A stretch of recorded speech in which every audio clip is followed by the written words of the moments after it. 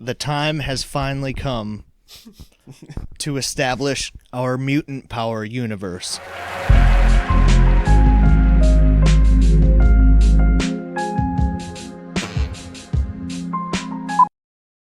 Welcome to We Won't Finish This Podcast. I'm Spaceman. I'm Zeebz. I'm Savage. This is a writer's room show where we pitch movies to each other that we'll never make. Up tonight is Savage. Why don't you tell them what you have in store for us? Well, the time has finally come to establish our mutant power universe. Okay, we got some X-Men. Y-Men? Superheroes. I don't like that. All right. So this is a slightly raunchy comedy movie based on an original comic. Okay. And not even raunchy, I guess, but not necessarily intended We're for going to reel them kids. back This is in. for, a movie for adults. Reel it back in. It's not that raunchy. We promise. So we're not only doing my dreaded superhero movie, but we are doing our first comic book, is what you're saying. It's borderline spoof, but it's based on a comic. Did you make the comic? I just want to ask that first. Is You this said something- original. Yeah. Yes. Okay. This is. All right, that's cool. No, I Yeah. like that. Yeah, I I'm do happy. too. So superpowers. We all have our favorites. One of us doesn't. I don't hate superpowers. I just hate how every movie handles it. We'll get into it. Yeah. So the focus on this story is on lame superpowers. And by lame, I mean not your typical, silly, odd superpower. Something that's not very powerful. Yeah. Something that's super niche. Well, I'm reminded of Rocko's Modern Life, where they had really, really big man, and he had his nipples of truth that would shoot out and go over your eyes.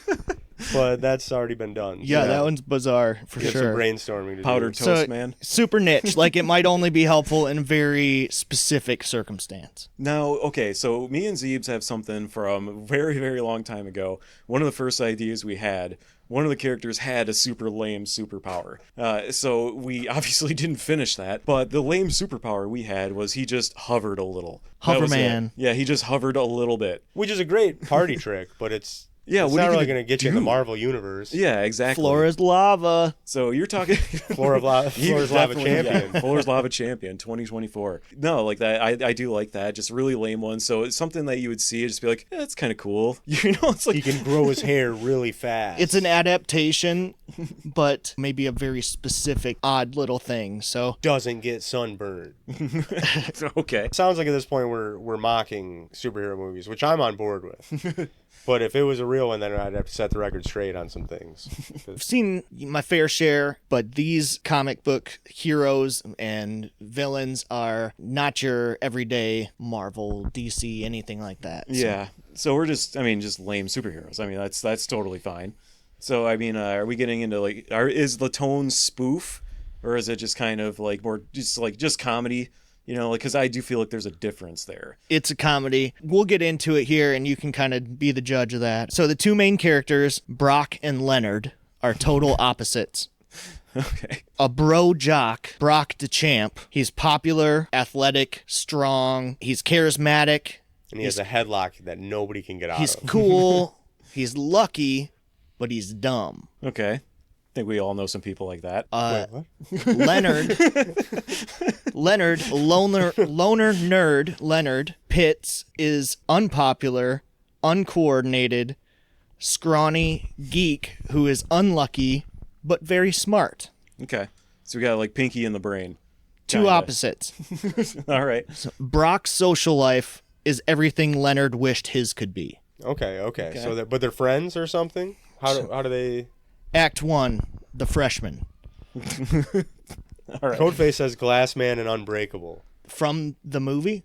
Yeah, I'm not quite. Yeah. I It don't was see that. the glass bone guy. Yeah, Yeah. it's been a while since I've seen But it is that a one. polar opposite situation. Yeah. We'll see. We'll say. But I feel like that's the best combination. Unbreakable. That's the one with It's the best superhero movie there is. yeah, that's Bruce Willis. It's Sam the only. Jackson. It's the only good superhero. He was movie. dead the yeah. whole time. That is a good Spoiler. one. I mean, that one's good too. That is. The kid had a power.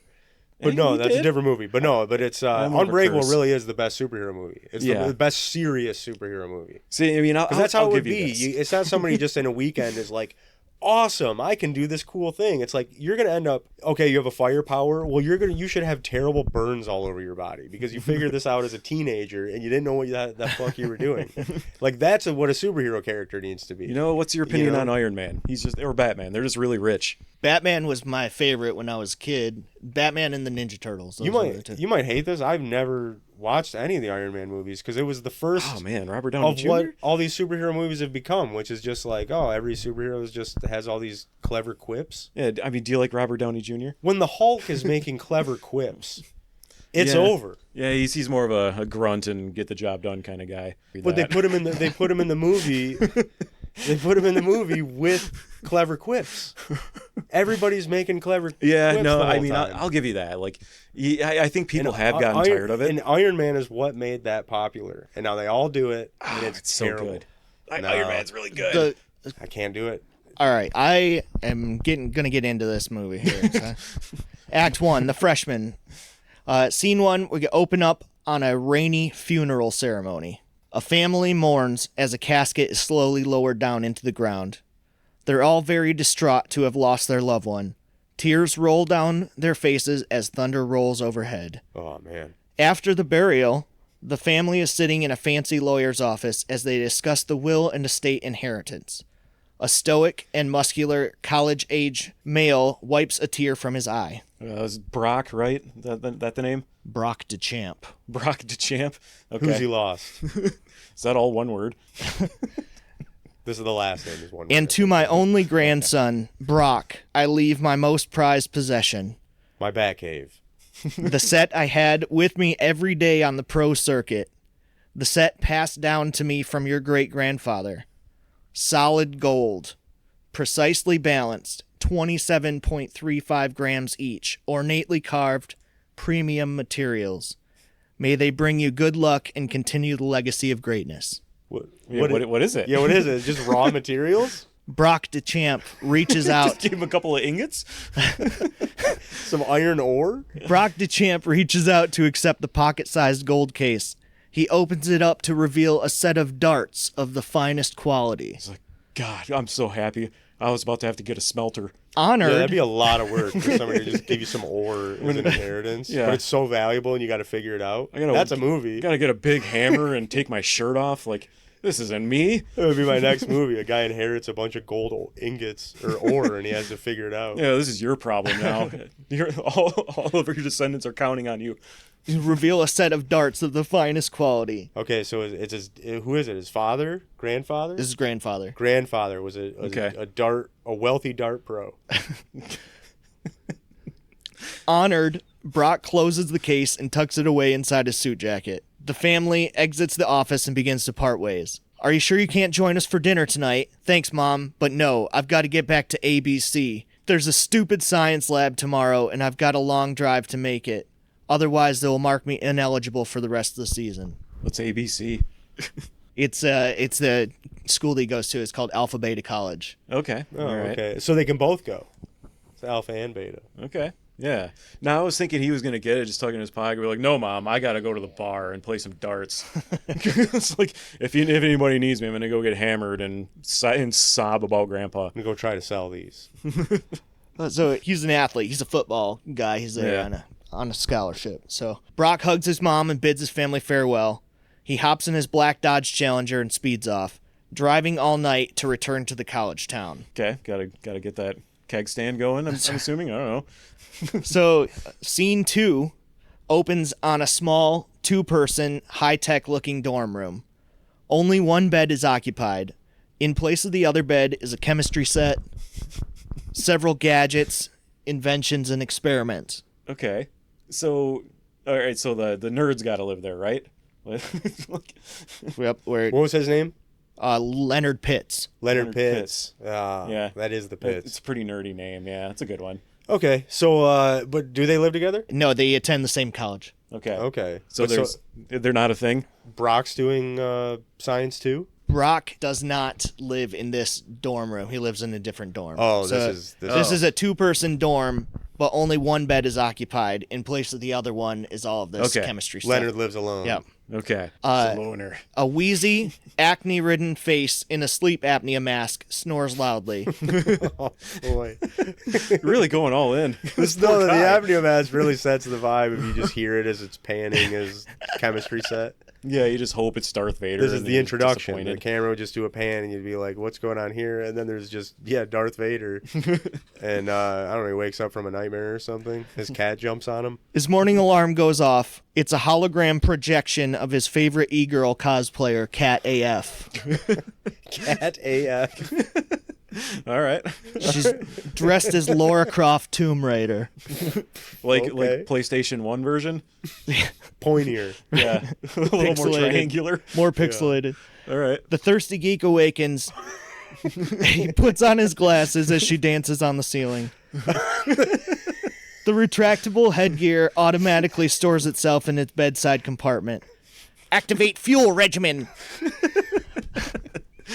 What's the fuel? A Rube Goldberg chain of events begins. Grinding and pouring fresh espresso, a beaker of Mountain Dew Code Red, and He has Pee Wee Herman's breakfast machine. Is what you're saying. With Mountain Dew. fresh espresso, a beaker of Mountain Dew Code Red, and a blender of equal parts frozen pizza, ramen noodles, and Cool Ranch Doritos all combine into a slurry shake dispensed at his bedside. I'd take a sip. Yeah, I wouldn't.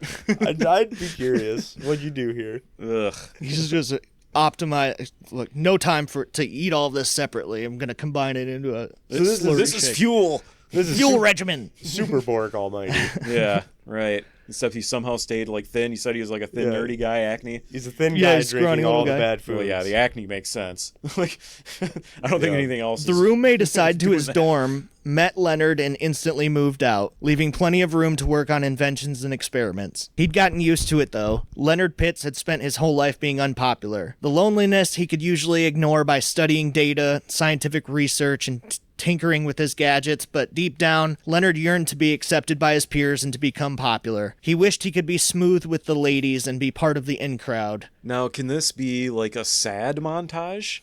I mean, like, I'm trying to picture how that would be. Like, so I guess actually in basketball, that's your life is spinning out of control. It's like, can we have something like that here? Girlfriend thinks you suck. So it would work because it starts. This is a superhero origin story. This is Batman getting shot in the alleyway in a way. So you have Brock at the funeral, and he gets the darts. This is a pivotal moment, I'm sure. Now you have Leonard waking up to Lara Croft dancing on his ceiling out of his sleep apnea Some mask. slurry of Code Red and espresso and what else? So he's living. It seems like he has control issues, or not. Yeah. Can't control his impulses. Yeah. Basically. Leonard's parents disappeared when he was young, leaving him alone most of his life. Only a handful of memories of his mom and dad remained. His father was a workaholic. He obviously wouldn't like the way Leonard's living. Perhaps desperately wanting his father's approval is what drove Leonard to become an inventor. His mother was kind, but when he was 12 years old, his parents took a vacation out of the blue and never returned, We're going to get some milk. leaving You're an adult now, Leonard. You're 13. You're the man of the house. leaving him on his own. It's paid up for the rest of the month. Figure it out. He finishes getting ready and clumsily bangs his knee exiting the door as he hops onto his electric scooter. And I bet it sounded funny. So I think at this point he's an inventor. We have to show. yeah, what are some inventions? Well, no, he would be working on something that's not. He can't get right, but it becomes important later. That's usually what it is. He's tinkering with something, and like a spark happens, and he's like, "God damn it!" And He's got like the black, like dust on him. His hair is all shot back. Yeah. Well, he's the sleep apnea mask is probably what he welds with. He's constantly adjusting things, this and that, working on different inventions and projects, and so that's just been kind of his lifelong thing. The bustling university town of Elemento Park swarms with traffic of students and pedestrians hurriedly commuting to their next destination. The medium to large school, Alpha Beta College, is home to defending state champion football team. A new fall semester has started. What's the name of the team? We got to know that. Is it the Alpha What's the Beta school? Sigmas? The Alpha Beta. The Alpha Betas? The We'll double Alpha back. Beta College from Elemento Park. Yeah, I mean, I'm looking for their mascot. These are the hard questions. So the cool kids would refer to as the park as Elemento P. Yeah. It's Elemento Park. Yeah, ABC at Elemento P. Yeah, that's catchy. I like that. and Actually, it's easy to remember. It is. Most importantly. Were you trying to go? Were you lost? You're trying to get to ABC or Elemental P? A new fall semester has started. It's a sunny August day. The freshman physics class begins with an on-site tour at Vilecorp, a state-of-the-art particle accelerator facility. So I'm assuming that they're not the good guys. Yeah, something's bound to happen here. I feel. Yeah, I think there's going to be like a nuclear meltdown. Someone's gonna get some particles to the face. The new college students eagerly chatter as they meet in the parking lot in front of the building before the tour begins. More bad luck for Leonard. A car cuts off his path, causing him to swerve and crash into some bushes. You're like my textbooks. Hedges. A tire on his electric scooter is blown out, but he has the tools and the knowledge to repair it. He brushes the leaves and wood chips off of his clothes, notices his pants are ripped. Sigh, not again. Which part are ripped? He grabs both pant legs. I think a bottom rip where it's the front and the back. And your day's done. You have to solve this before you continue your tasks. Yeah. We reel back on the raunchiness, but I think we can still have a good back to front split. Oh yeah, where he's got hilarious underwear. He grabs Home both. of the Whopper, something like that. He realizes his pants are ripped. Sigh, not again. He grabs both pant legs, one in each hand, and rips them off breakaway style to reveal an identical pair of corduroy pants he was wearing underneath. So he's a nerd that rips his pants. He finds himself in 90s hijinks So nerd frequently. situations so often enough that he's invented triple Layers of ply pants. pants. Yeah, he just came prepared. Man, that guy in the Flat Earth episode could have used that. I think he needed like the opposite of that invention. Leonard, I don't know what it is. Leonard experienced these uncoordinated mishaps daily. He's no stranger to bad luck. The car that caused Leonard to swerve is the same black Dodge Challenger. Its tires squeal to a halt sideways in 2 parking spots. Of course. Why not? The conditioned leather on his school letterman's jacket gleamed in the sunlight as Brock DeChamp steps out of the driver's seat. His hair perfectly coiffed, he looks over the mirrored sunglasses and smiles at a group of girls who quickly gather around the quarterback. He just like hands one of them his drink that he had and just like walks away. Well, everything's got to go perfect. If he's got the luck and the charisma, he gets out and it's like Roy Munson and Kingpin walking in the first time, getting the pizza and stuff before Great he's movie. a nobody. So Great now movie. you're saying he's got like the glasses thing? Did I hear that right? He's like got that, looking through it at like a group of girls. There's got to be some hair. You know, the wind going in his hair here. Perfectly coiffed. Oh yeah, Yeah. It's got to be going just slightly. Like, Basically, he looks awesome. yeah. The And, charisma seems effortless, and soon his boys from the football team soon join. what song's playing? What song did you have in mind here? There's got to be a good song. Oh, like White Snake or something from like the All right, 80s. sure. I don't know. So in a weird way, I kind of like, is this current day? Or I feel like having crazy inventions. Nowadays with 3D printers and all this kind of stuff, you don't have that, you know, short circuit style 90s making inventions in your house kind of look. Yeah, whatever Can we happened with that? keep, well, now everybody can make it, they can do it better. You can get 3D anything. printer. You get anything you need off Amazon. You got a 3D printer if you're actually like a scientist type. The 90s short circuit, Honey, I Shrunk the Kids inventions, that's the look I would like in this movie. You know, I just want to state that. I think I got the song. Hot Blooded by Foreigner. Nice. Yeah. Or maybe something with a pun that would involve like ripped pants. But it would take me probably a while in a Google search to come up with that, so we'll keep moving.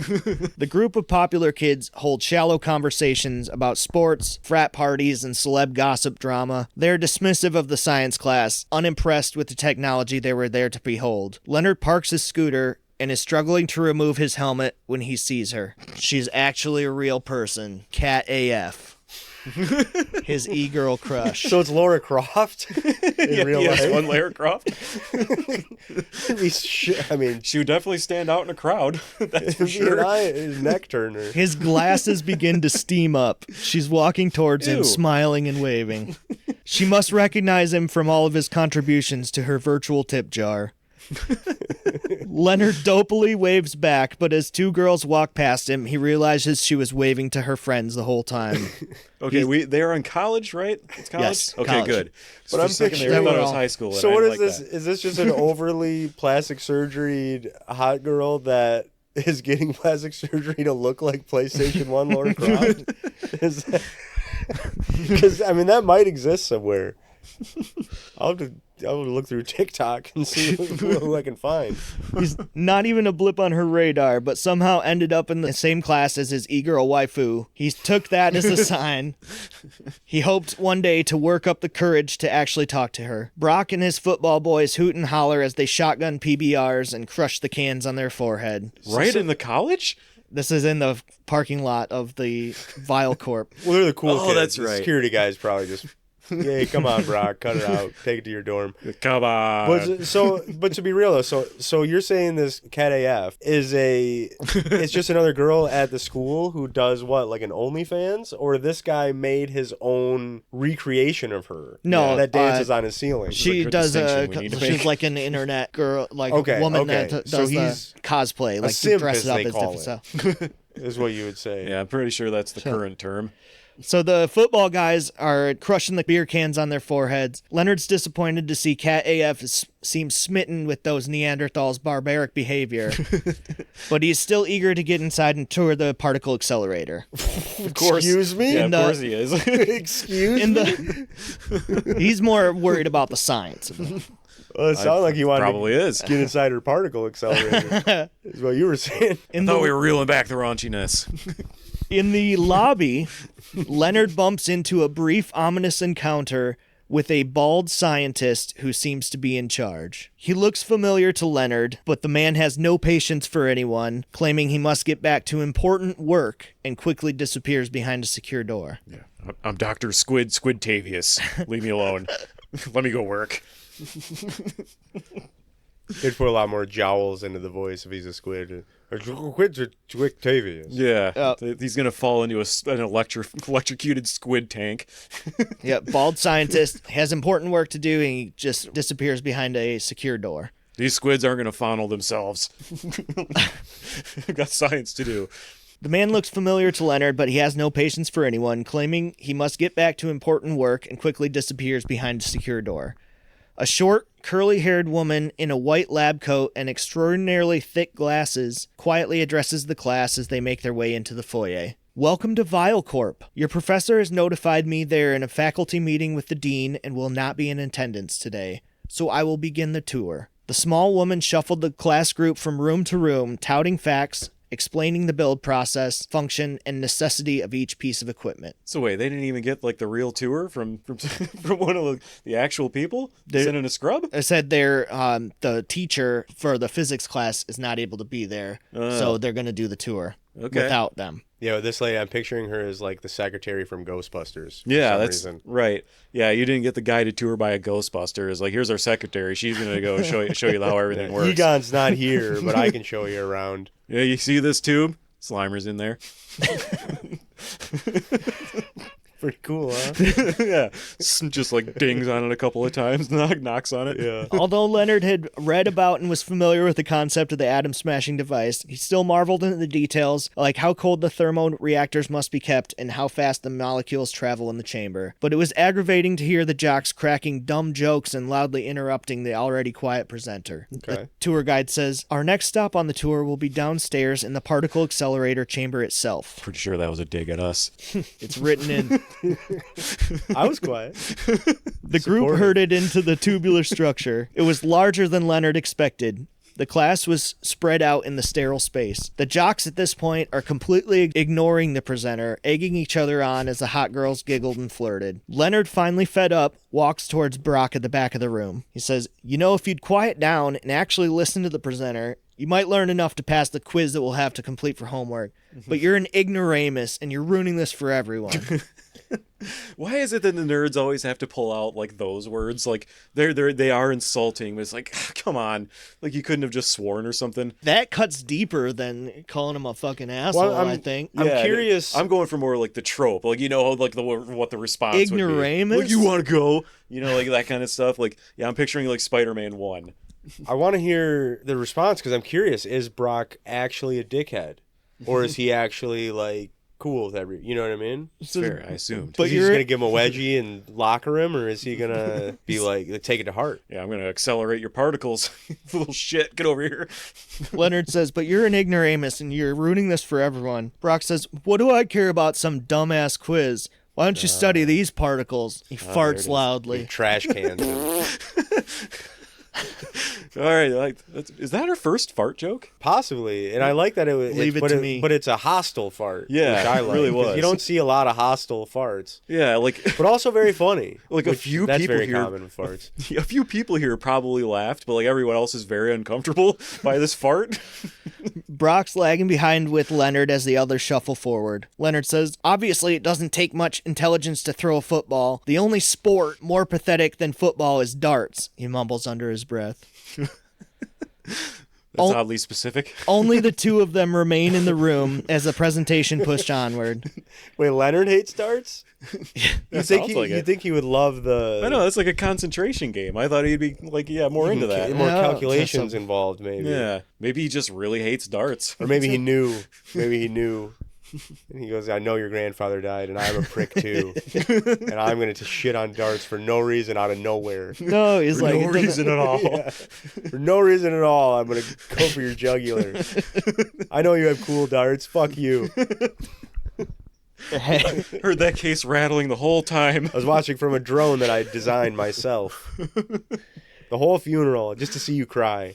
only the two of them remain in the room. Had they kept up with the tour guide, they would have heard her say, everyone back upstairs. We will now perform a test demonstration, and you will all want to be behind this reinforced bunker wall when the device is activated. But what Leonard had said had struck a nerve with Brock. He towers over Leonard, pulling the gold case from his pocket, removing one of the darts and pointing it at Leonard. He said, listen here, you little dweeb. Football is awesome. I don't even need to defend it. That was what cut deep. We all know. What you lead in with. That's the one that hurts the most. But darts is an international pastime. It's an ancient Olympic sport invented in the caveman period by Benjamin Franklin himself. My grandfather would be rolling in his grave if he heard you say that. Did Benjamin Franklin invent darts? No. I'm gonna say no. He's like, you know what? I don't even know who did, but no. Oh, so this is just Brock being, he didn't do his research. Yeah, no. The Stone Age, Ben Franklin. He did a cursory search, and that's what he's He thought of two things that were old and then not as old. And then that's what he rolled with. What's really old and what's a person that's kind of old. He confused darts with electricity, which Benjamin Franklin also didn't fly. There's no way he captured electricity in a key. It's not how it happened. All There's right. no way. Yep, this episode of We Won't Finish This Podcast is sponsored by Pizza Lobo Tavern and Slice Shop.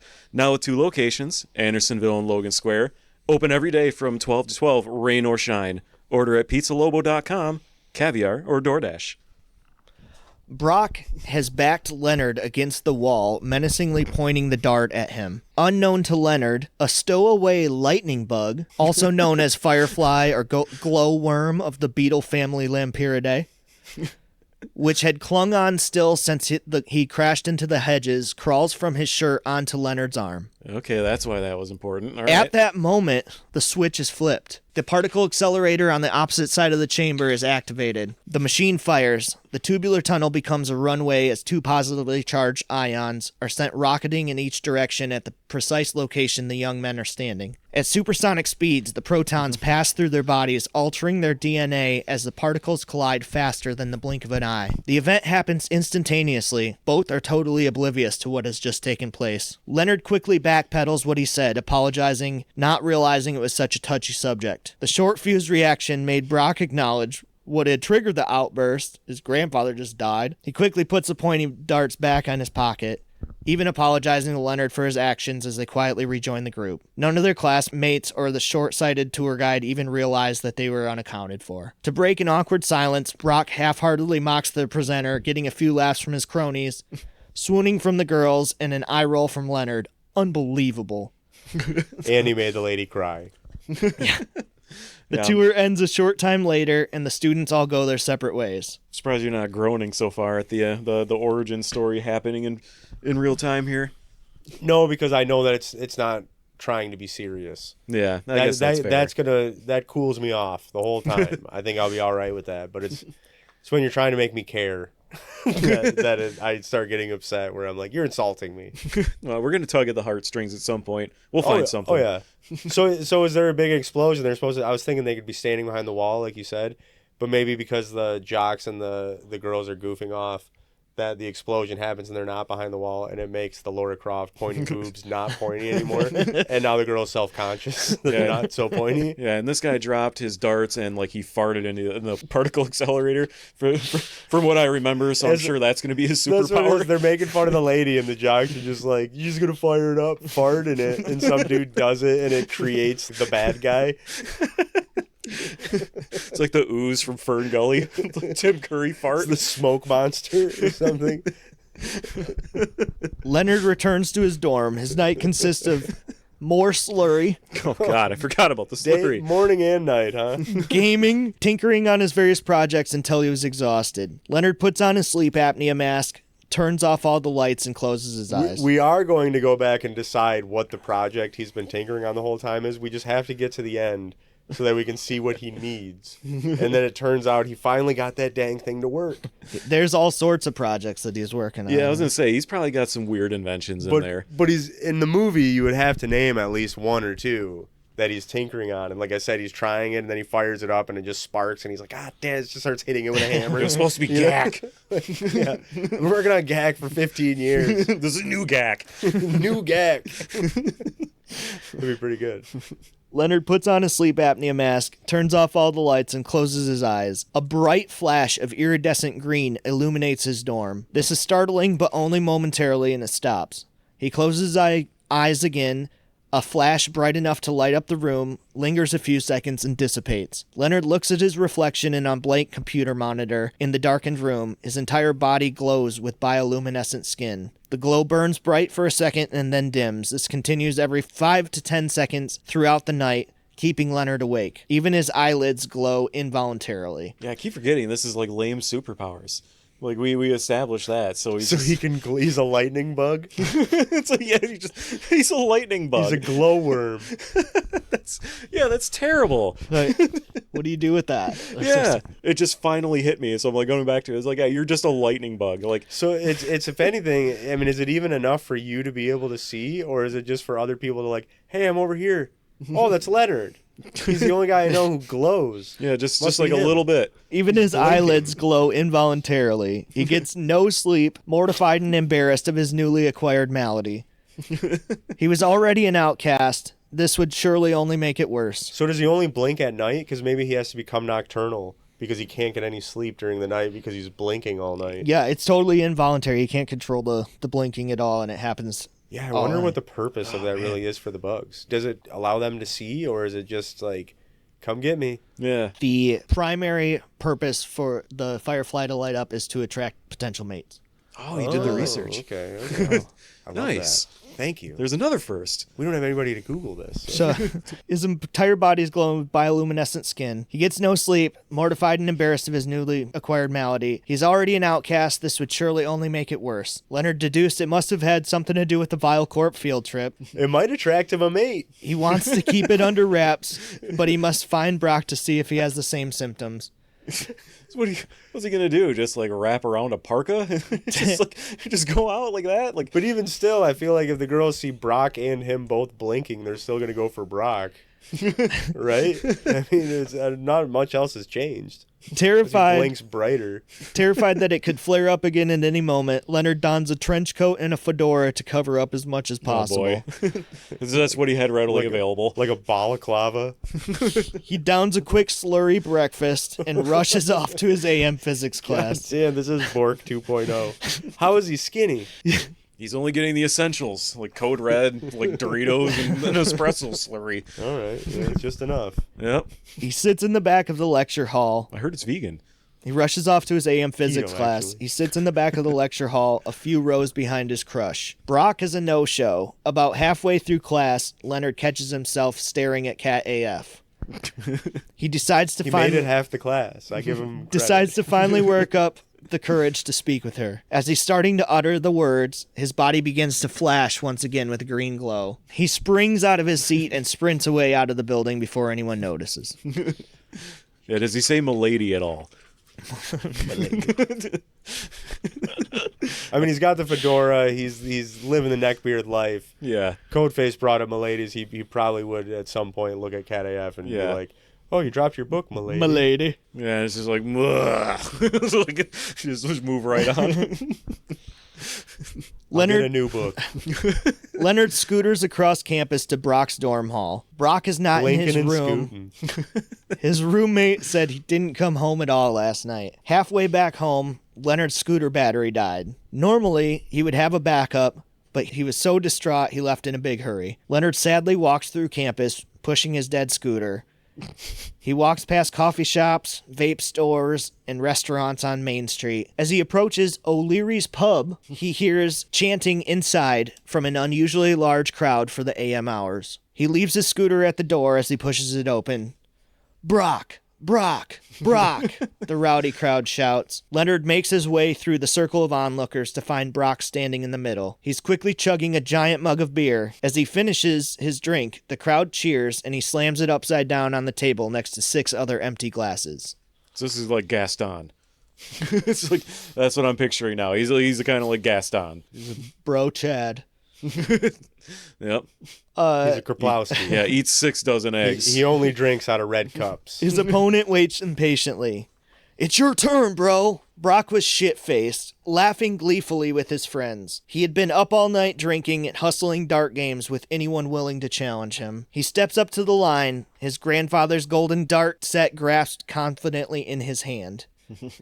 Brock can hardly stand up straight. He wobbles on the line. His opponent says, "Your win streak ends right now. There's no way you're winning 23 games in a row." It's already been 22. So is he You're questioning the 23rd? Is he blinking or just Leonard? Yeah, I think I get it. I mean, this guy's just like magically really good at darts, and Leonard's just a bug. It's like that's pretty much what happened here. That sucks. May or may not include farting too. I'm not really sure at this point. Brock effortlessly Beetle. throws 3 double bullseyes with flawless accuracy. His friends roar with enthusiasm. The latest challenger to fall begrudgingly hands over a $50 bet. Brock joyfully adds the bill to a massive wad of cash he'd already accrued throughout the night. In his deepest, cheesiest Christian Bale voice, he declares, "I am Dartman." Yeah, but I mean, like, do you get him at like a game of horseshoes? And obviously they're like, fuck. Yes, You know, like, it's Well, he is only lucky. darts. He is lucky, they said. But yeah, I guess he's got the power darts. all right. An attractive waitress brings over another round of drinks and puts her arm around him. The room erupts with cheering. Dartman! Dartman! Dartman! Oh, the fact that they love it makes it so annoying. If you saw somebody say that, "I am Dartman," you'd be like, "Oh, God." Yeah. And then everybody loves it. You'd be like, "What am I doing here? Yeah, I'm going to another bar. Like, this is not my scene. I don't need friends." Brock is on cloud 9. His life was already great, and his newfound skill has only made it better. Leonard walks up behind Brock and taps him on the shoulder. Brock is in the process of taking tequila body shots off of a smiling co-ed. Leonard has a hard time getting his attention, but he asks if they can go somewhere quieter to talk. Brock's football bros immediately start teasing Leonard. Yeah, as I say, no, I'm trying to go somewhere quiet and talk with her. Like, beat it. Brock is reluctant to step away from his celebration, but Leonard finally pulls him into the men's room. He checks under each stall to make sure they're alone and locks the door behind them. Leonard doesn't come straight out with it. Instead, he's asking Brock how he's been feeling after the lab tour yesterday. Brock belches loudly as he's taking a leak at the urinal. He says, "I feel great. I am in the zone right now. Can you believe I've never thrown darts before?" Like, yeah, I'm on fire. Like, like this is awesome. Why'd you pull me away from that? Right. Meanwhile, Leonard's like, "I should probably see a doctor." He's like, Leonard says, "Really? You don't notice any other symptoms or side effects? You got to know what I'm talking about." Brock clearly did not. Leonard sighs and flips off the light switch. The bathroom is pitch black. So did he somehow get like the good qualities of a lightning bug, and Leonard just got the blinking? Well, Brock was holding That's the the darts. lucky part.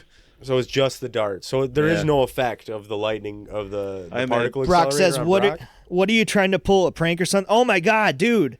Leonard's body illuminates the bathroom with a dim green glow. His bioluminescent skin is in a flash and dims soon after. Like, you could have showed me with your clothes on. A few seconds later, it happens again.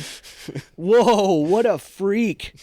It's probably from drinking too much Mountain Dew or sitting too close to your computer screen or something. Yeah, it's a rare medical condition. Leonard turns the lights back on, embarrassed that he's the only one with this issue. I suspect this may have been caused by the particle accelerator, but I assumed we both would be experiencing this ailment. Just please don't tell anybody about this. Brock howls again with laughter. Don't worry, Glowboy. I don't think anybody would even believe me. Ha ha ha. He bursts open We'll be pointing him out and be like, see that guy blinking over there? And people might be like, yeah, what happened? I'll believe whatever you tell me. It's like, He bursts open the door and shouts, "Who wants to bet I can hit a bullseye from across the bar, blindfolded?" The room cheers as Brock grabs his golden dart case and another large beer. The raucous party continues as Leonard slumps out of the bar. He returns to his scooter to find that someone has suction cupped a large dildo to the seat. He angrily tries to remove it, but it's been glued on. "Heathens!" he shouts as he defeatedly walks his dead battery dildo scooter home to his dorm. Leonard was on his own. So it's just sticking straight up, just wobbling as he's walking it? Is what you're telling me? I imagine he it's on the tried to seat. get on at one point. He's like, no, this is just worse. No, the dead battery. I can't be anywhere near it. If anyone sees me standing above it, that's still just as bad. They're gonna shout at me no matter what. Anytime I see someone, I'm just going to try to put it at the side. And like try to cover it up. Just like a wolf trying to hide his wounded leg. It's basically as I walk past all the frat houses on my campus. Walking all the way home. There's hundreds of people partying and every one of them drinking. They all see the dildo. They all have something to say. Act 2, the matinee. 2 years goes by. He's been blinking for 2 years. Leonard has resigned to his fate as an outcast. He has learned to live with the bioluminescent flashing, which happens involuntarily every nighttime and in darkness, and apparently when aroused. I was kind of... That's going to be funny later. I'm sure there's something where Cat AF is finally like, "You're my hero," and he just starts blinking rapidly. Oh, no. But no, I was thinking, he's an inventor. It's been 2 years. Couldn't he figure out a way to maybe harness the energy from the blinking from his own body to charge his scooter? There might be a way that he could hook up like a solar panel to him. I figured the in some scooter way. was already kind of one of his inventions that he had either But his battery's dying on him. Yeah. And now he's just And there's a blinking. dildo He's on not it a now? great inventor. He's wasting energy. Oh, okay. All right. So he's he's the guy with a broken scooter that tells you he's an inventor. It's just like, dude, this is a small engine. Oh, you can't get this to work. He was That's already some work ethic. already a loner before. Surely this mutation would be yet another reason to be rejected and mocked by society. He had tried ever since to reverse his condition, conducting experiments and brewing concoctions in his home lab, but unable to find a cure. Leonard is resentful that his life was already unlucky and the mutation had made it worse. To add to his pain, Brock's life, which was already great, only seems to get better and better. Brock has embraced his power of flawless accuracy throwing darts. He was always a natural athlete, but now with darts only, he cannot miss. He's got to be like, 2 years and like everything he's been doing, he's got to have a gut. So do we have an origin for these darts? Because I'm assuming that his grandfather, maybe he wasn't really that skilled at darts either. And he Grandfather said they were passed down from his great-grandfather, so even him before. So that's what I'm saying is, are they all just lucky and have these awesome darts? Or My great-great-granddaddy that was Irish. so he's basically Gambit with the cards, but it's darts. He was there on a football scholarship and never played darts before, but now with this... But he could maybe, if he was a quarterback, have the accuracy or something like they're Nope, just He darts. was a natural athlete, but now only with darts, he's cannot miss. Perfect. Which you don't need to be a jock to play darts. I don't know if you've No. seen any dart championships, but they're not impressive. the specimens you see in the Super Bowl. It's a bar sport. It's always been exactly. in the pubs, Yeah. you know. I mean, that's great. I mean, they're obviously very skilled. But that's what my question is. He's never played before, and he's now making shots from across the bar blindfolded. I'm assuming it's the golden darts that are giving him this power, right? So his power lies in the darts, is what I'm trying to...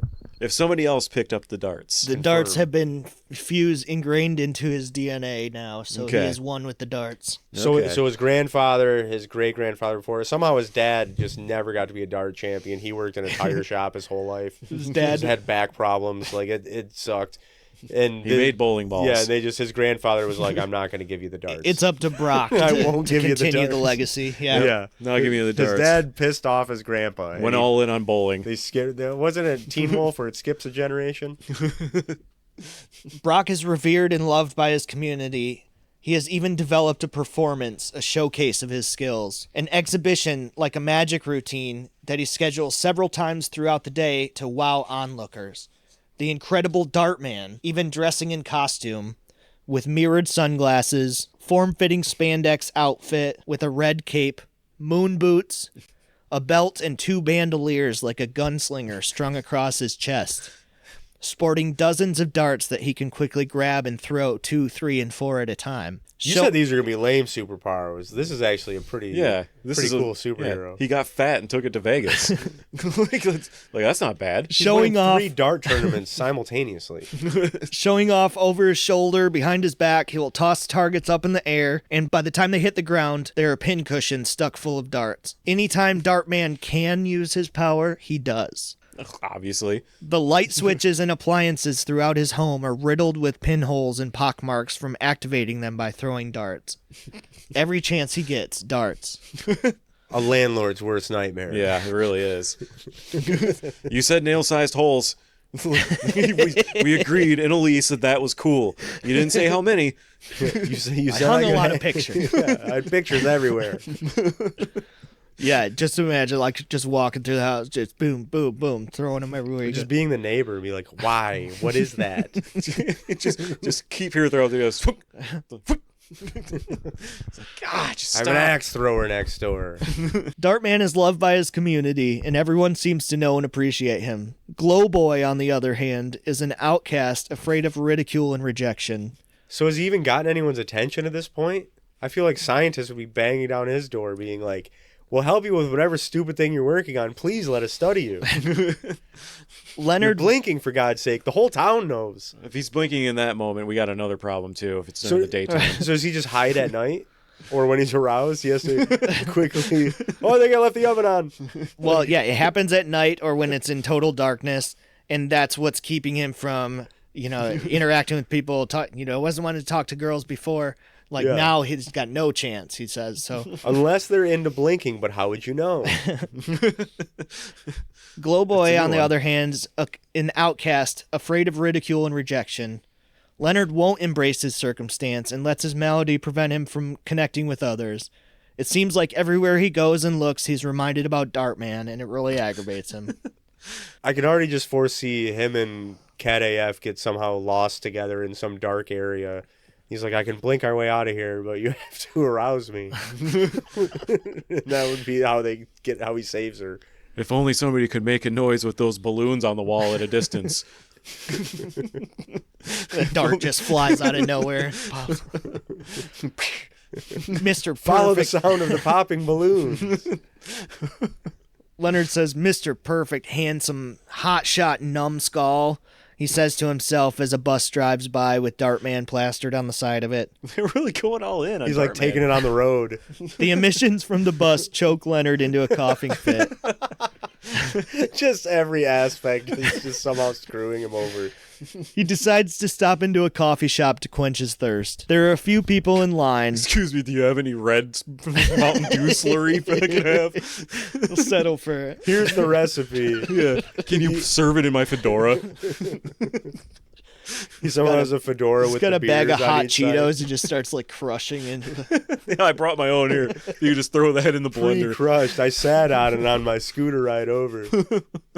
He decides to stop into a coffee shop to quench his thirst. There are a few people in line, so Leonard waits patiently.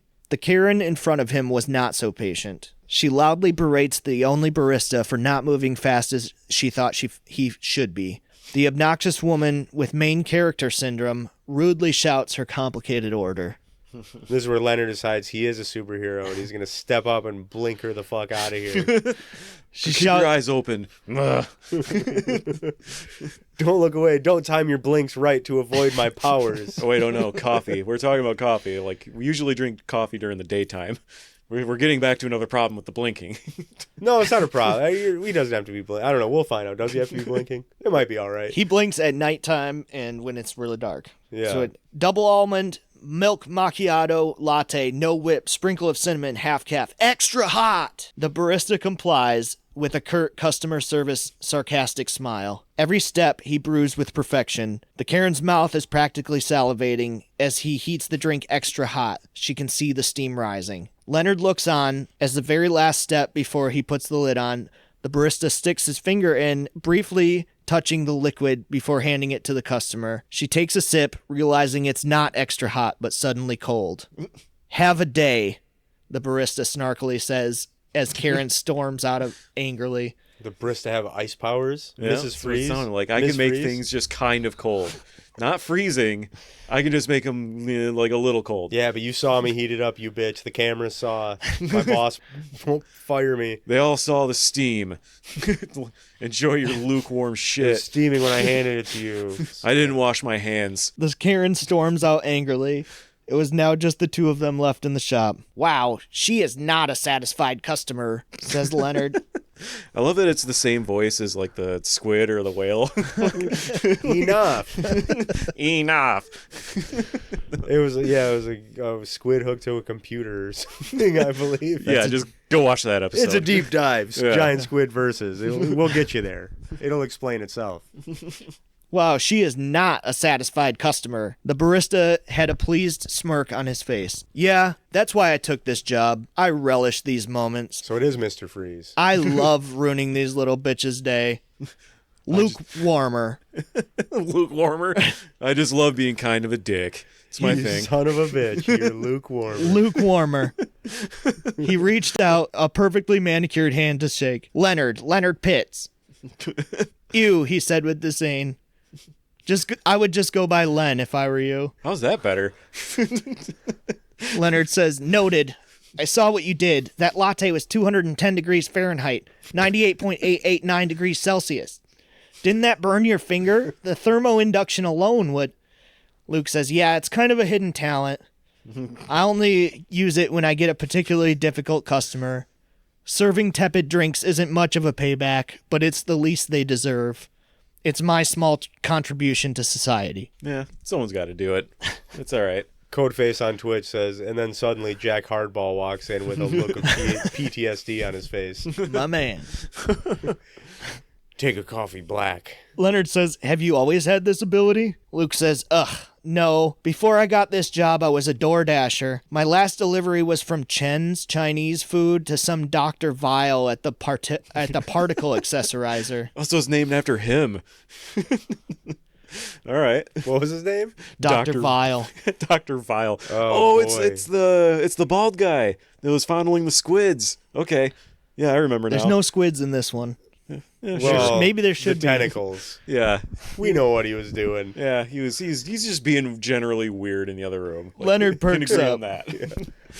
Luke says, I always hated driving with Chen's because my car would stink like Rangoons for a week after. Anyway, the instructions were to enter the building and leave the food in this tubular room down in the basement. No one was in there. I figured they just opted for contactless delivery. An intercom just said, thank you, number 31. They didn't even tip well. It was my last delivery of the day, so I went home to shower ASAP. I cannot stand the smell of that fry oil, but no matter how hot I turned the water, it just felt meh. I haven't enjoyed a hot shower ever since. Oh, that's terrible. Okay, no, that's a curse. That is a horrible curse. So it doesn't matter if it's hot or cold, lukewarm or So he can't decide instantly when to change do the it. temperature. Yeah. Oh man, that's a curse. So he's just constantly goosebumps, shivering, teeth chattering, hard nipples everywhere he goes. Lukewarm, it's just meh. Yeah, it's just like Lukewarm's not it's the just, worst. It's just not satisfying. You can never get a satisfying shower. Like I'd like a Or hot like shower. a cold drink, like ice water or something. Just Right. meh. Yeah, you could. Oh man, that's terrible. I feel sorry for this guy. Yeah. He's got it worse than the blinking guy. I mean, fuck him. I feel like the blinking you could embrace in a weird way. You'd be like, yeah, I fucking blink. It's just a thing I do. I'm pretty unique and interesting. And still like sell yourself on that. Where if you're just, I feel like it's more of an internal thing, and you're ruining things for other people. Yeah. Hey, do you mind if I barista take job? Yeah. Do you mind if I take a drink out of your ice cold beverage there and you hand it back and it's just like, oh, the ice is melted. This is crap now. Yeah. Like he's never gonna get like a romantic partner.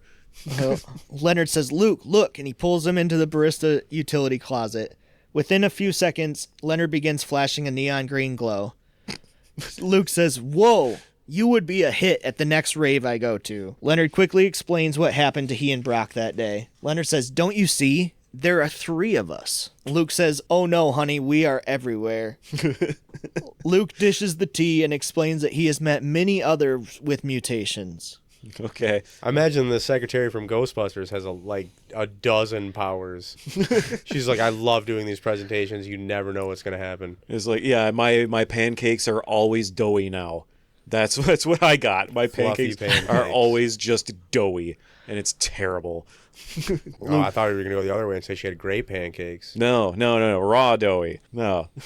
I like a little more firm pancake. I don't know, that's just me. Just something in her won't let her finish cooking it. Yep. Can't finish the job. Yep, it'll be burned on the outside. The inside's just dough, just raw dough. Yep, be terrible. I feel like you had a bad breakfast recently. I did. We can move on. I did. Luke says there's many others with mutation. Let's see. There's the Scribbler. He's a super fast writer. He attends class for you and takes notes. Savage, those are just doctors. Or do you know gymnastics? He's got perfect balance. All right. That's his name? Gymnastics. I love that. That's awesome. And he has perfect balance. That's pretty. So is he a skateboarder or just everything? I mean, he could work in a circus. I could see that he'd being able to take advantage of that. I don't know if it would be funny if he was just like really in terrible shape, still had perfect balance. Or... Okay, I like that spin on it. You just wouldn't expect it. It's like Chris Farley up there. And then there's Deadbolt. He can lock any lock but can't unlock it. I had to break the window to get out of my car, out of my Honda after I gave him a ride home. I feel like everybody can lock a lock. Once it's locked, it stays locked. Yeah, just so like basically it just breaks. It's about all. You just seal a door. Deadbolt. But can it be an unlocked door? Can he just seal a door? Yeah, I mean, I imagine he just turns that switch. He's like, oh damn it. It's like, that's it. Got to get a new one. If it's a lock, he can lock it. Yeah, so he just break locks, is what you're saying. Is that he's the last guy to lock any lock. Is what you're telling me. That's his superpower. I'm really annoying going anywhere. They're common. Just riding in somebody's car, and you're like, no, don't lock the. Oh! And we're all now. We have to call my dad to get us out of here. Their common link is always the particle accelerator. This is a bombshell revelation for Leonard. Not only does Dr. Vile know that the particle accelerator causes genetic mutations, but he is using it to experiment on oblivious civilians. What kind of twisted psycho would do such a thing? And what is he trying to accomplish exactly? I mean, what if that time it was just an accident? He just really wanted some Chinese food. It showed up cold, and he was just like, you know what? Fuck it. Hit the button. Well, like, serves you right. Leonard bids goodbye to his new friend Luke. He had to find Brock and devise a plan to do some recon on the Vile Corp facility and on the evil puppet master pulling the strings. All right. I can't wait to hear what what is it, Professor Vile, Dr. Vile, Dr. whatever. Vile. What his superpower is, because so far it's just being a jerk. He's probably got all of them, wouldn't you? I mean, when he's probably cherry picking. You see some kid, you follow him around for a little bit, and you're like, blinking, no. Awesome at darts. Yeah, I want to look into that more. Yeah, it could be a good bar scene. Lukewarm, definitely not. Lock any locks. I'll come back to this one. Yeah, that's I don't know. It's a tough one. Brock's matinee show includes such amazing feats as lighting a match with a flying dart and outlining a spinning, scantily clad assistant, leaving a dart silhouette the shape of her body on the target. The crowd roars with applause. Dartman basks in the praise, hamming it up and signing autographs with the dart-shaped pen. His tip bucket overflows. MILFs from around town bring him home-cooked meals, hoping to gain his attention, which he happily obliges.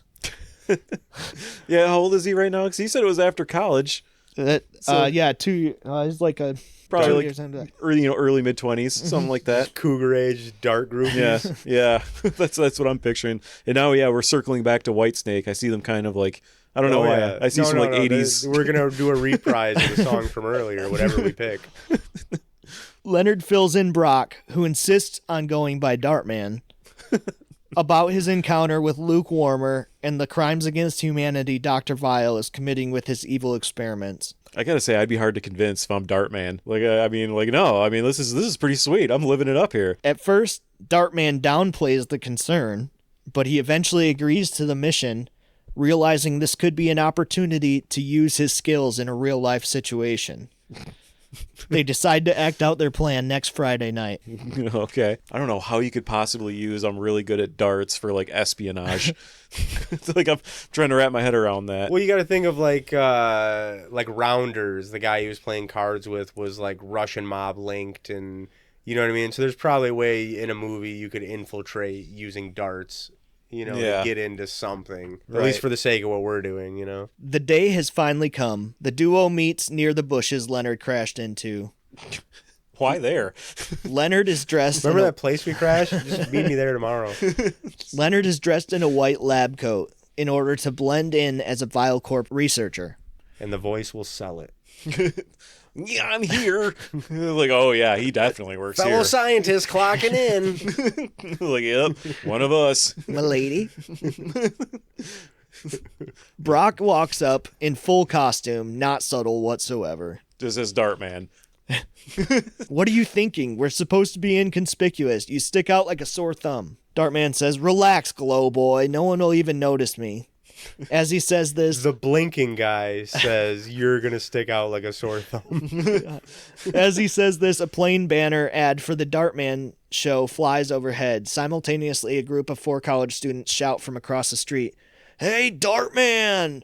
You the man, Brock? Fucking legend! Dartman! Dartman! Dartman. They high-five each other as Dartman strikes several Johnny Bravo-type poses instinctually to their praise. They got to do like a special little handshake thing. Like I'm picturing like they zoom in kind of like one finger and they tap like one finger like Dartman. Like where they act like they're throwing one. Yeah. There you go. Too sweet. That's what it is. Yeah, it's the too sweet NWO handshake. Yes. Wolfpack. Yeah, just but one. they just darts to each other. They tap dart tips. Touch tips, as we'll say.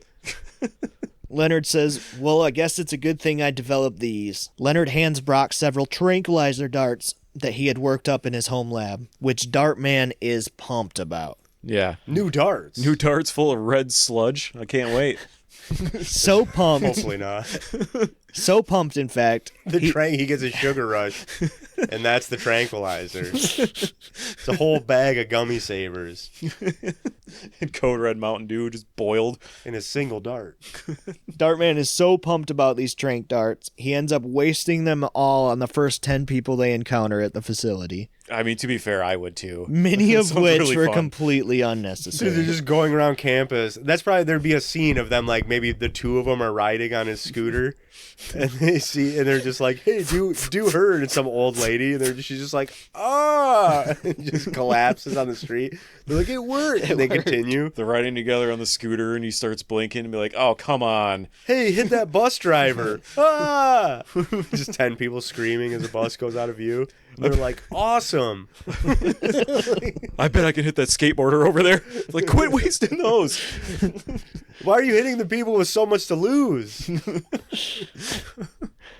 He ends up wasting them on the first 10 people they encounter at the facility, many of which were completely unnecessary. I mean, all of them. Who do you? I mean, so let's put it this way: you maybe could have one situation where it was necessary. Yeah, you took out a guard, but everyone else, you're just having fun. Yeah, 10 darts in one scooter ride. They had hardly made it past the lobby of the building. They sneak down the stairs and spy through a window on an ongoing mutation experiment. Dr. Vile and a few other white coats stood talking around their next test subject. The scientists exit the chamber, leaving only a boy and a fishbowl. A loudspeaker gives instructions. "At the count of 3, reach in and pick up the puffer fish. 1, So he's 2, 3. So he's like slanderously German. That's just the loudspeaker. Oh, it's the speaker that makes it sound that way. It's a filter on there. He's like, boy- I don't know why it sounds like that. I'm sorry. Just pick up the goldfish. He's like, they sent me the wrong megaphone. I'm sorry. The boy picks up the pufferfish. They fire the accelerator, and the two entities' DNA are merged into one. The boy expanded and ballooned up to the size of a Zorb. You know, A Zorb? You know, a Zorb? I don't know the size of What one. the hell is It's like a Zorb? boulder size. What is it and how big? the size of a Zorb, inflated with air. I was expecting, do you guys remember MTV Oddities? They had the show The Head, where the guy had No. a huge head with a purple alien living in it. And nobody remembers this? I don't know that at all. There was all these weird mutants, and one of the guys had a giant fishbowl in his mouth. I don't know why I'm picturing real monsters. That's about the closest I can come to this. Way weirder. Way weirder. That's impressive. The boy picks up the fish. They fire the accelerator, and the two entities are merged into one. He expanded and ballooned to the size of a Zorb, inflated with air. Dartman and Glowboy watch in horror as Dr. Vile returns, maniacally delighted with the results. Ah, splendid, splendid, he creepily boasts. He's a puffer boy. Success. The boy Good luck living a life. The boy deflates. He returns to a normal-sized boy, but his face and personality are now that of the pufferfish. Oh, so he's just a puffer fish in a boy's body? What's the personality of a pufferfish? Probably just a lot of blub blub blub, like I would imagine. He is now under control to do the bidding of Dr. Vile. I guess they'd be impressionable. Glowboy leans closer. Can you train a pufferfish? He leans closer to the window to see a large whiteboard charting previous experiments of different combinations of people, animals, and objects, and whether or not they were successful. They could guess at the outcome of the mutation the accelerator caused, but the results were unpredictable. They had dozens of experiments listed. Yeah. So yeah, you either like just blink or you're a puffer fish. Pufferfish. Yeah. Skunk boy. Yeah, like so far this They're like, is yeah, let's try this. And throw Squirrel it in there and girl. see what happens. pretty sure that's actually an MCU character. Squirrel Like girl? a Marvel character. And I'm sure pretty just- sure. Yeah. Just cash grabbing left and No right. way. It's disgusting. I don't know for sure. It's Squirrel something, and I'm pretty sure she defeated Thanos at some point. And some people out there will understand that. Squirrel Girl saved the day on that whole series. Yeah. One right for the nuts. All right. What keep going. Glowboy leans closer to the window. He sees the large whiteboard with all the experiments listed on it. A henchman says, "Hey, what's that over there?" He gestures towards the darkened stairwell, which has suddenly started blinking. Leonard looked down to see he was glowing bright green. "Dang it!" He cursed himself for blowing their cover. Oh, it was me. The duo runs up the stairwell, floor after floor, up and up as the henchmen pursue. They sprint down the hall and find a room corridor with an electronically sealed door. Obviously, they don't know the code or have a key, but Glowboy thinks he can hack it. Okay, hold on. Are the guards, do they all have weird powers too? Because I kind of hope they do. Like, we should... all right, let's keep going. The guard makes sure the door stays locked. It's like not getting Yeah, out they of should there hire anymore. the one guy should flip and become a bad guy, and he's the guard. Where he's, "No, this door will never open. Do what you want with me. It'll never open." Glowboy thinks he can hack it. He exposes the control panel, but Dartman yells, "There's no time!" and hurls 2 darts at the PCB, causing it to short circuit. The door starts to close. Dartman pumps his fist in celebration, but the door stops short. Dartman! Crap! He shouts. His boys are still watching, like down the hallway, just like, "Dartman!" Every time they're still there. Legend! Cheering. This happens to be a window. Dartman!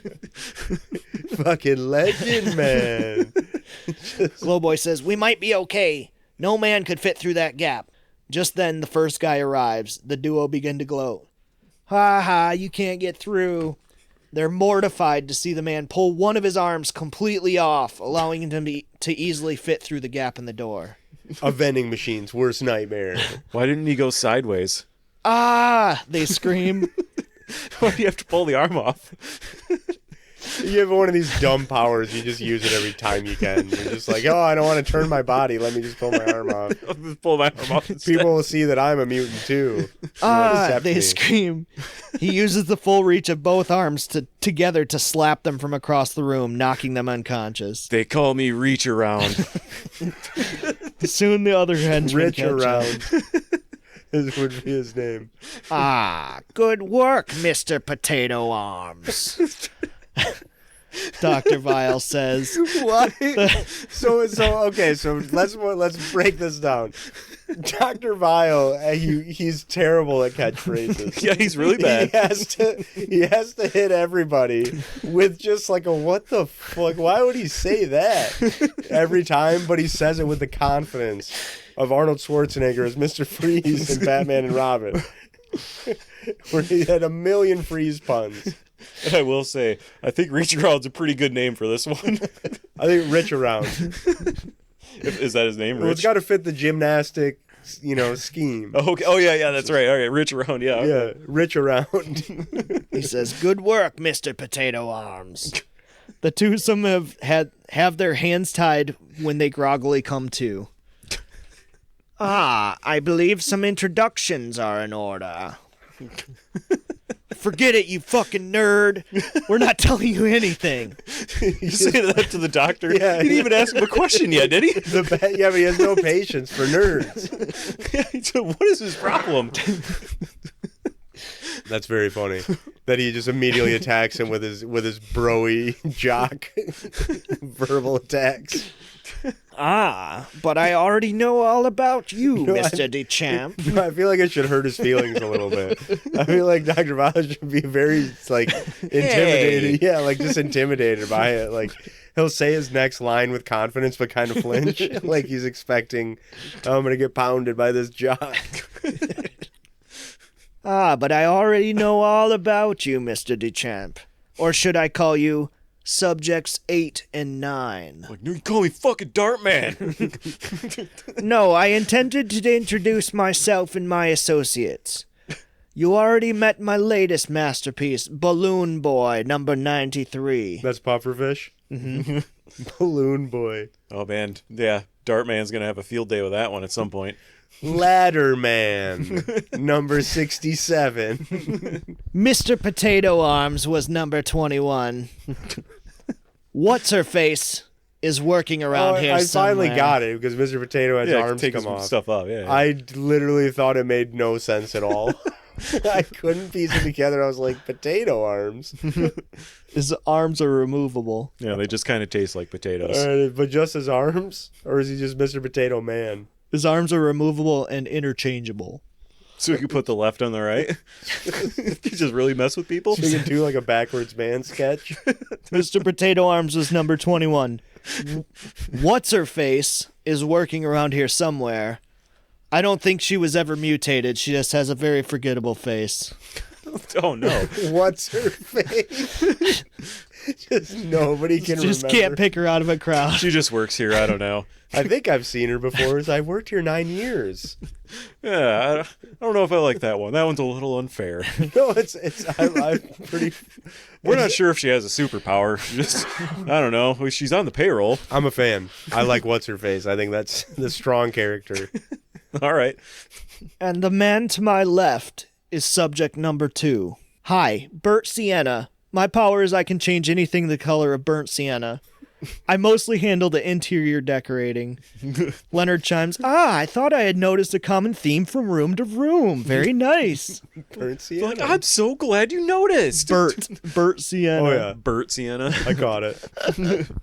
But, yeah, these are some of the worst Very lame. powers. Lame Yeah. superpowers. Oh, yeah. The guards. I mean, Well, it's, it seems like they have to have a corresponding name as well, so I feel like that's where you start almost. this is number 45, Noodle Fingers. Nettle Fingers. It has to be a first name. That's right. So Leonard says, very nice. Dr. Vile says, and I am the father of you and all my creations. I am Dr. Vile. Like, do you have a test to back that up? Dartman says, we'd rather jump off this building than join forces with you, Dr. Dickhead. Bruh. Dartman says confidently. Leonard is not so sure. Dr. Vile says, I anticipated you'd see things that way, so that can be arranged. Like, you're a nerd. No cap, on God. For real. The duo are untied and escorted to the rooftop, all the way to the edge of the building, a sheer 20-story drop. Unfortunately, many of our test subjects do not survive their mutation. It looks like you two won't be either. So we just splatter them into the streets. So we're just going to throw you off the roof instead. The scientist has no better disposal ideas rather than to publicly splatter you. I'm just going to throw you off the Where roof. lightning bug would bring the most attention. Yeah. A smushed lightning bug? Yeah, you get that goo. Yeah, that's going to linger. Looks like you two won't be either. Bert kisses each of their heads, turning both their hair color a vibrant shade of burnt sienna. Mr. Potato Arms Deal swaps from regular arms to really buff arms and shoves the duo over the edge. He had to put on his buff arms. I do like that. That's pretty good. Both scream, ah, as they plummet towards certain doom.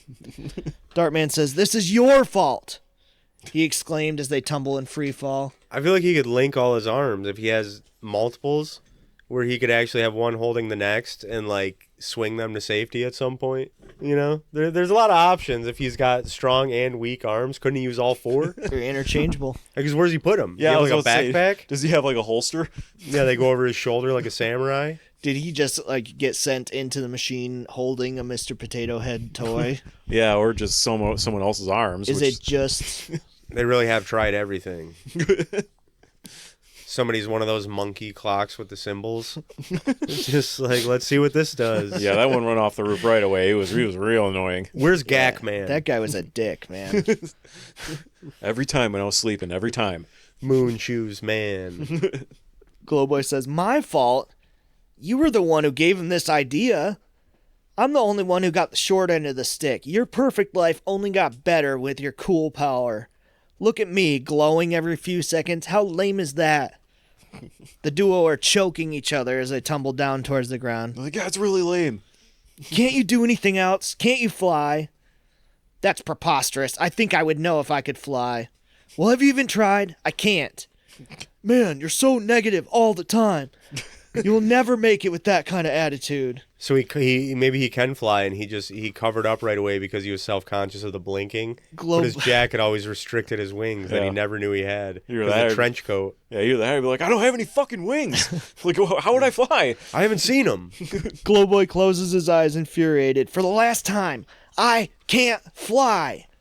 I bet he can fly. As they're on the brink of crashing into the ground, Leonard's lab coat rips open at both shoulders and vibrating wings burst forth, steadying their death spiral and pulling up at the last minute. So he's got the best powers. Damn it, he says, angry at Dartman for being right. He could fly this whole time? How had he never just tried before? Yeah, that would have just dropped him at that point. Trying to fly is not... I mean, I wouldn't be... If I started blinking, I don't think I'd be like, I should try to fly. I think I would more try to figure out this blinking problem I was having. Yeah, I'm going to throw myself off this 20-story building to see if I can fly. I'm trying to cut Leonard some slack here. Because I don't think my first thought would be like, maybe I should go jump... Well...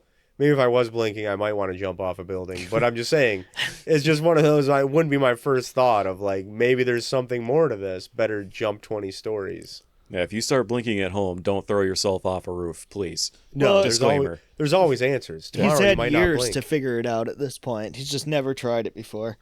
I'd give him some credit. Unless he knew specifically this was that lightning bug, then maybe you say, okay, what else is going on here? But if you're just blinking and you don't know why, I think my brain would never go to I can probably fly as well. Yeah, like, no, I pulled the wings off of that lightning bug. I'm sick. Leonard is excited with his new ability and happy to be alive. They fly higher and higher away from Vilecorp, Glowboy holding on to Dartman up by both hands as his wings beat steadily. Dartman says, uh-oh, looks like we've got company. Parting the clouds behind them, Balloon Boy with a helium tank, inflated and floating, carrying Mr. Potato Arms with a fan to propel themselves. Okay, so like the kid that got thrown in the accelerator with the puffer fish. Yep. Okay, that has the personality of a puffer fish. Yeah, he inflates with air, but they gave him a helium tank, so now he can Alright. float. All right. He's carrying Mr. Potato Arms, and they have a fan to propel themselves. What can we do now? Didn't they take all your darts when they tied us up? Dartman says, all but these. Pulling his grandfather's golden dart set from hidden in his suit. The henchmen were gaining on them. Glowboy says, I've read that pufferfish are covered with defensive armor plates. You'll need to find a weak point and perfectly hit your target. Mr. Potato Arms is now sporting a set of heavy metal arms, tosses his left arm at the duo. It grabs a hold of Dartman's leg, knocking them off balance and weighing them down. So this is an additional set of arms. He's got a lot of arms. Many arms. All right. That's got to get pretty heavy carrying all these arms around. Why wouldn't you just always use the metal arms? So they seem like the best arms. Well, and you just leave the other ones at home. And if you think about it, like, you can throw one, but then you got just one left. You're not going to throw a second arm. You don't want to lose any arms. You definitely want to. You're going to have to go retrieve your arms. The left arm grabs onto Dartman's leg, knocking them off balance and weighing them down.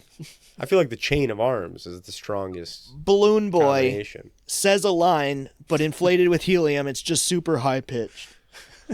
Codeface has a good question. How would you throw your second arm? You don't. You You can't. can't. You can throw one arm. Yeah. Right. You good just have to like I don't know, like a good try to point. dangle your Second torso arm at it. throws your body. It's a good point. This is where the commenters help us. Yeah. They help us answer the important questions. Balloon Boy says a line, but it's inflated with helium, is just super high pitched. Dartman confidently says, remember who you're talking to. He launches a perfect throw that slips between the two henchmen, puncturing the soft underbelly of Balloon Boy, sending the villains sputtering uncontrollably back down to Earth. So why does Dr. Vile recruit the worst ones to be his villains? You'd think he'd go right for Dartman. He wanted Dartman, and Dartman told him, He's a fucking nerd. yeah. You're a nerd, dude. You're a fucking nerd. I'll never follow you. You follow me. You want to be me, you fucking loser. Yeah, coming to this bar again, I'll kick your ass. Yeah. The dynamic duo cheered. Dartman shakes his leg to kick off the stowaway arm. Dartman vows to retrieve his grandfather's golden dart. Mr. Potato Arm is turning into an interesting villain. I'll be honest with you. He started out as like, I didn't even understand what you were saying. And now it's turning into like, this guy actually has a lot of abilities. It's just some weird arms and smelled like potatoes. To hit you with an arm whip that could grab you and pull you back, get you in a headlock and reel you in. Like, he's got a lot of potential. Yeah, he's got twice the reach of a normal man. 6 times. Yeah, as He long puts as it he all takes on- one arm If off. he uses all of them and puts them all on one side and they just grab the next arm, you got a lot of arms there, Arm man. whip. He's Spider-Man. Chain. He can reach every shelf. It's valuable. Dartman vows to retrieve his grandfather's golden dart. The duo got away safely, but surely this won't be the last they hear from Dr. Vile and his crew. How many more innocent lives will be changed before he can be stopped? Who are the other test subjects, and what other challenges will they encounter along the way? Leonard took comfort in knowing there's more mutants out there. He's now proud to be Glowboy and feels finally useful to have saved them. You could say he had a glow up. He's going to... yeah, I like that. He wants to develop more technology to help their cause and convince more mutants to stand up against the evil Dr. Vile, who is still eerily familiar, but he can't quite place his finger on it. Stay tuned for more epic adventures of Dartman and Glowboy. Somebody just saying that to themselves? So, He's the narrator the now? announcer. He's been narrating the whole situation. He's like an old-timey news guy. I thought that was Dr. Vile. I only have so many voices. That's Oh, fair. Okay. Yeah, no, I'm not All a right. voice guy either. Yeah, I'm really not. So, yeah, what other lame mutant powers do you think could be caused by the particle accelerator? Oh, I mean, you could throw anything in there. That's You really can't. You can guess open-ended, the time within 5 minutes when asked. You know, like, within like 5 minutes. Just very aware to time. yeah, you're just hyper aware. The guy who always remembers to remind you. Yep. Yeah, I mean, there's just so many. Like, it's just. Yeah, no, I like it. Mr. Potato Arms, that is still that's probably my He's favorite one. he's pretty overpowered. You don't even realize. In this universe, he kind of is. Yeah, you might have to dial back. Maybe he just has 2 sets of arms to go back. Some and forth. people, yeah, they're mutations, but it's not necessarily like a power. It's not really a helpful thing. It's more of a, oh, I guess I gotta live with this. It's just what it is. Like the guy put me in there with a stapler, and now I can make sure that your papers never separate. Yep, I went in with an untied shoe, and guess what? Now I can never tie that shoe. So we never really did much more with the guy who locks doors that can't be opened again. I feel like he would just end up locked in a room forever. Yeah, he's dead. I wrote him off a long time he starved to death in a locked room that he locked by mistake, and that was that. That's what I said. That's what the superhero thing is. It's like if you have fire powers, you should have bad burns all over your bodies because you couldn't control it when you first discovered it. You know, you figured it out, but you were a kid, and that's what happened. And I feel like the same with the guy who could fly would also be in a wheelchair. You know what I mean? Like things like that where it's like, well, you screwed it up when you were trying to figure it out because the whole Spider-Man in one night, you figure out that you're slinging around town like, whoa, and just like it's fine. Yeah, this always seemed fun. Yeah, you would end up through a window with bad cuts all over your body, bleeding out. Because you'd be like, I accidentally flew into that skyscraper, you know?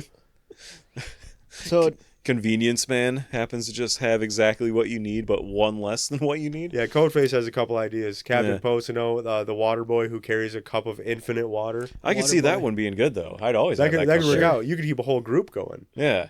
He's like your healer. So I imagine you could just keep pouring it out. Like that's his not bard class. It would be healer. Yeah, it's like I'm putting in class. a pool. Yeah, do whatever you need. We'll fill it up. Dr. Vile, he looks familiar to Leonard. He's a workaholic. Is Dr. Vile Leonard's dad? No, maybe it was his grandpa. They left him the darts to get him in that particle accelerator. Maybe they're estranged. That's Brock's grandfather. So the mom should be the lady who was presenting the accelerator or something. She has to somehow be in the mix. They just abandoned him, and then they saw Leonard, and they just ignored him. Dr. Vile is Leonard's dad. He's a workaholic. He's got the God complex. He's obsessed with his creations. Codeface also made a nice point about if we made the infinite water cup guy, that lukewarm could ruin that real quickly. Yeah, dip his finger right in and be like, there you go, now you have lukewarm and That's the gross. last of it. So we met number 2, Bert Sienna. Yep. He changes the color of objects to burnt sienna. I figured number 1 is Leonard's mom. So Always. Power and status unknown. We haven't heard the story of what happened with her yet. Just know that she disappeared when he was 12. Okay. Yeah. So Dr. Vile's a workaholic. He's always been obsessed with his creations, and she must have been the first test subject, basically. Yeah, because I feel like we're kind of dabbling into like Stranger Things too, just like a little bit. I don't know if you guys have seen that, but you know, like the doctor there with the the kids, like 11 is obviously like a Millie Bobby Brown in that. So I feel like we got a little bit of that vibe going with this too. What I like about it is it's open-ended enough. Like the machine is what causes the mutation, and it could be just anybody. It could be just any object or animal or whatever that gets combined with it. Lotion, and man. they don't know Yeah. exactly how it's going to turn out. They just kind of have to. But you can pretty shot, much so. guess. Yeah. Is what it seems like. We don't know what's going to happen, but you can pretty much guess what would happen if you put somebody in with that object. Yeah. It's like we're gonna put lukewarmer Bart in there and with a stale barf bag Chinese and food. see what happens. Yeah. So number 1, Leonard's mom, power and status unknown. Number 2, Bert Sienna, changes the color of objects to burnt sienna. Number 8 is Dartman. He has perfect accuracy while throwing darts. Darts only. Number 9 is Glowboy. So is that just because he had the darts in his pocket? He was holding the darts when it Gotcha. happened, Okay, so okay. he became one with He the darts. fused with a dart. That's right. While His lightning bug grandfather and, just happened to be a dart pro as well and had like a really nice yeah, set. yeah. But Okay, Brock okay. was always he was the football guy. He never got into playing darts until Nerd after shit he got like them. that. Yeah. Number 9 is Glowboy. He flashes bioluminescent skin, apparently has wings and can fly. Yeah, he kind of got it the best now. No, he's taking off that dumb trench coat. Well, that's the thing. You ask somebody like, "What superpower? If you could have any power?" And they, most of the time, like, "I wish I could fly." You know. I don't want to like that's kind of fly like invisible. I wouldn't want people to see me flying around because it would be hilarious to see a person flying. I feel like everywhere you went, people would be like, "What?" You know what I mean? Like you'd be getting laughed going at on up there? You'd be getting laughed at everywhere. You'd be like, "Dude, that guy is zooming." Fucking nerd. Look at that idiot. That'd be pretty much it. 'Cause you wouldn't really look cool flying around. Number 9 is Glowboy. Number 15 is the Scribbler. He writes really fast, takes notes for people in college classes. So somebody just gave him one of those like vibrating pens from the book fair, and they tried it with him. He became the Scribbler.